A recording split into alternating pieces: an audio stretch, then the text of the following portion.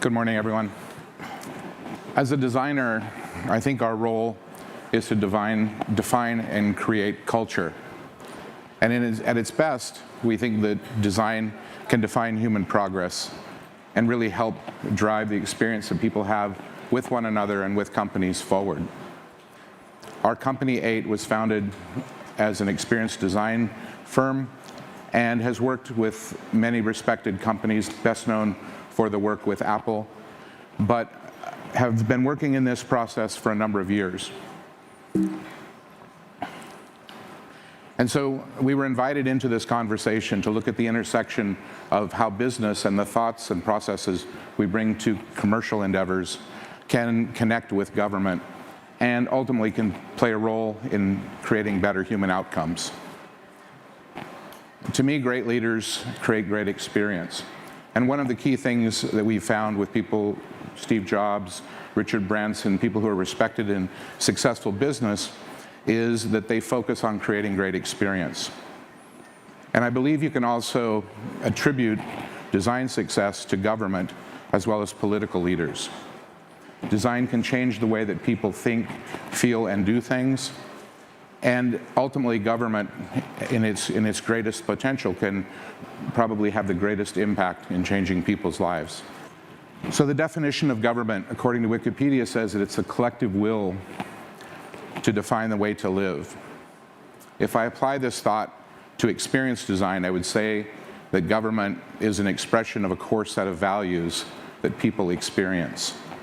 And so the focus becomes how to design human experience. Our job is to design for human outcomes and let those outcomes deliver the business outcomes. And it must come from an inherent understanding of what it is to be successful from a human perspective, ultimately connecting people to a meaningful relationship. And the experience part is a way to define how we connect, essential qualities that drive the economic and human outcomes, but creating value creation in a way that in a competitive environment increases the value and increases the output of the business or the government, both from a distinctiveness perspective as well as from an emotional value. If this is done successfully, you can say that you've achieved return on experience, that you've created value. And in a 30-year practice, we see this value creation as working across not only business categories, but across diverse organizations. And so if we're looking to create return on experience, these are essentially the 8 key points that we would look at to help unlock the potential and to drive stronger connections. The first is recognizing that human experiences are holistic. We experience things holistically as human beings. We tend to be trained in silos, we tend to work in silos, but ultimately, if you're looking at experience, people experience this across a range of elements. And so in this case, people connecting with the values of an organization or a government through 4 primary experience realms: the environments, the products and services, the behaviors, and the communications. And it requires an understanding that we're looking at very complex creatures, that people don't really fit neatly into categories such as users and consumers, but they're far more interesting as a result if we look at it from that perspective. The second point is uncommon insights. And this is really the key to understanding what is relevant and how we develop deeper understanding of the people that we're looking to connect with. Ultimately, it's a way of defining the opportunities that define a higher purpose in what we're doing. This is Professor Scott Galloway's new algorithm of value. And what this is essentially an expression of the most successful companies out there and how they remain to a competitive advantage. And the idea that, such as when you do a search on Google, Google gets smarter. It's a function of the number of receptors, which are different touch points that companies have with their audience, and then ultimately the intelligence that they gather from that. You don't want to be in the magazine department, I think, in this competitive environment. But the most successful companies use the receptors and intelligence to not only inform their product, but to understand their customer behaviors and their brand, but also to inform a way and establish a new kind of dialogue with their audience. And so this is an example of a solution where the feedback loop is very critical.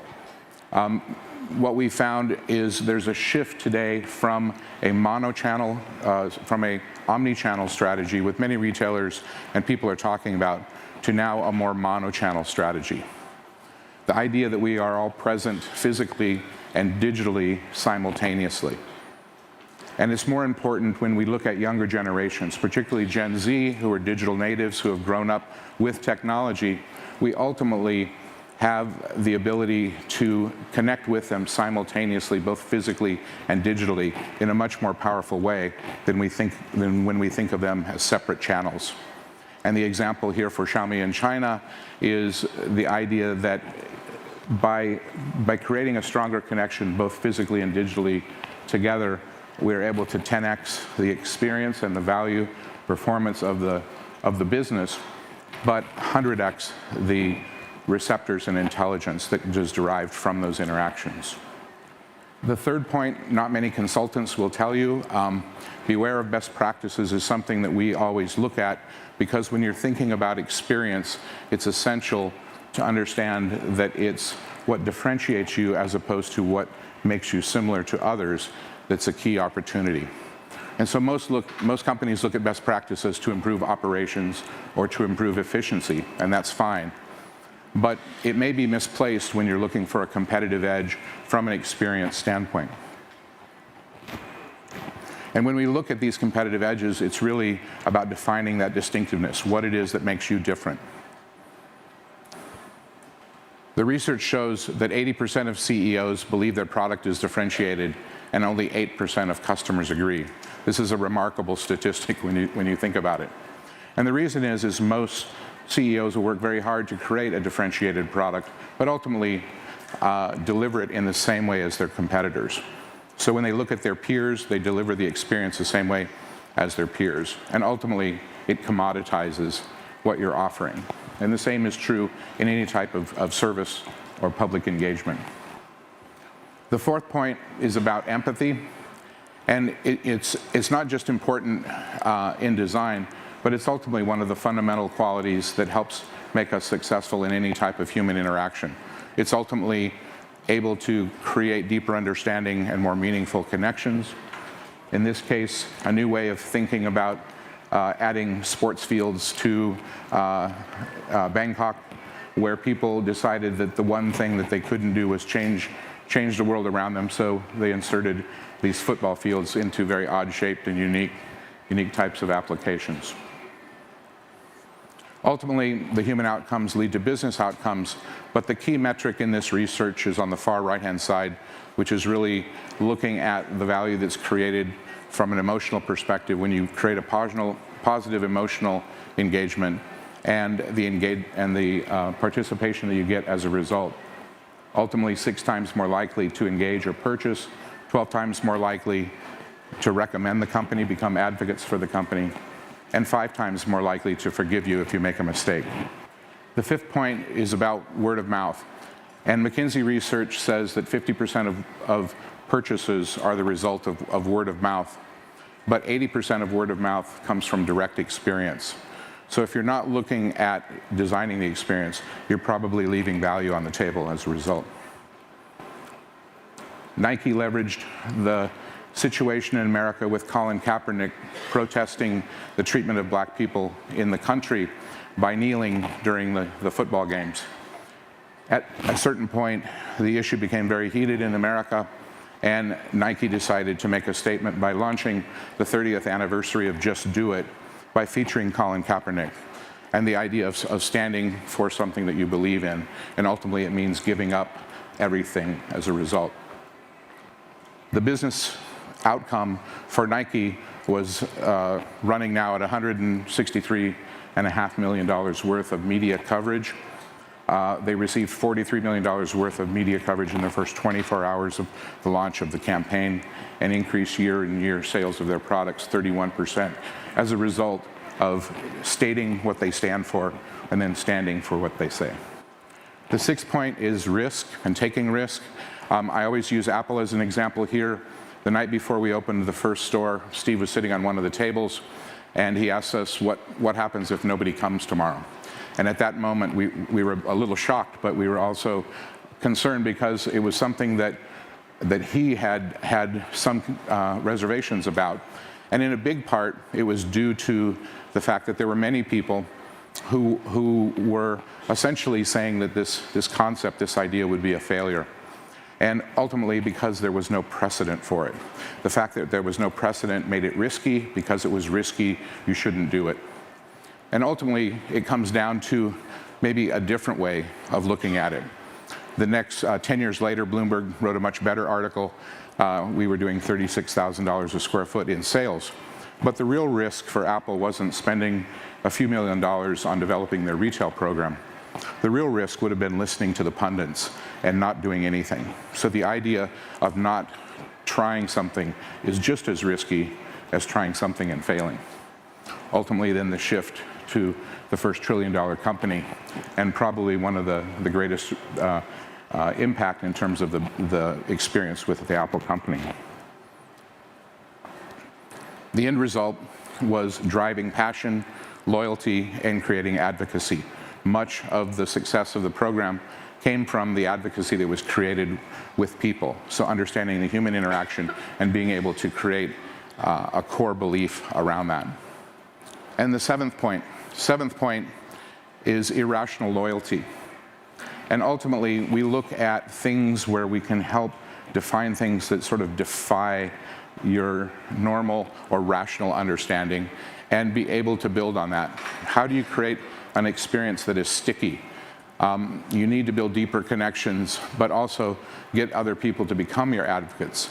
And we know this with government services and many other things, that if you can get other people to share what you believe, you can have a very powerful impact. Ultimately, it means moving up the ladder in terms of, this is Niemeyer's states of being, but moving from participation and engagement to happiness and well-being as a part of this target. And we know that experience is a combination of things.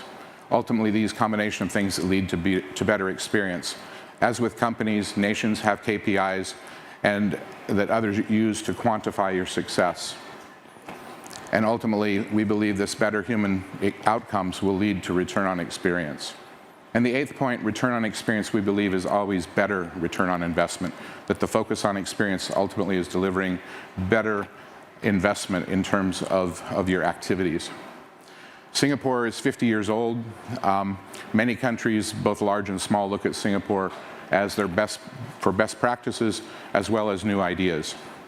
And one of the key things is Lee Kuan Yew, who founded the country, was commonly noted as an extraordinary politician, an extraordinary leader. We see him as also an extraordinary designer. And I think great designers deal with complex issues in ways where they can put together solutions that look at the common good and look at ultimately the types of outcomes that the ecosystem you're creating can deliver. And so if we reframe what he's doing through designing human experience, I think you can see how these different elements ladder in to a much more complex world, but ultimately being a nation where everything is considered and reviewed through a disciplined process is something that has helped make Singapore successful, given the various limitations that they have geographically. Ultimately, it's about transforming people's lives, and I would say that Lee Kuan Yew is really one of the people who has been able to help go in 50 plus years, to a remarkable outcome.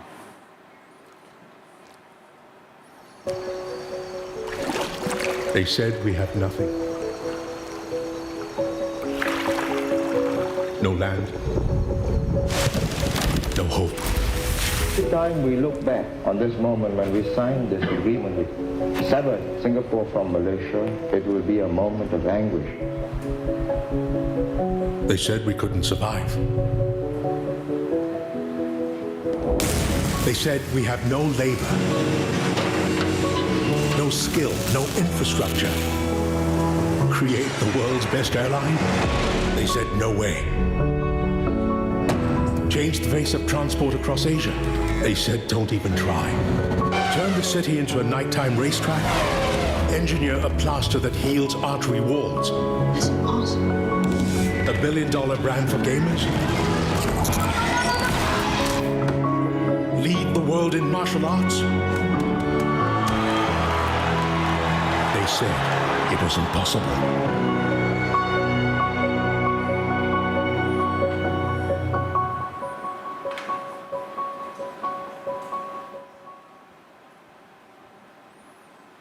So what we see ultimately is that an idea is not innovation.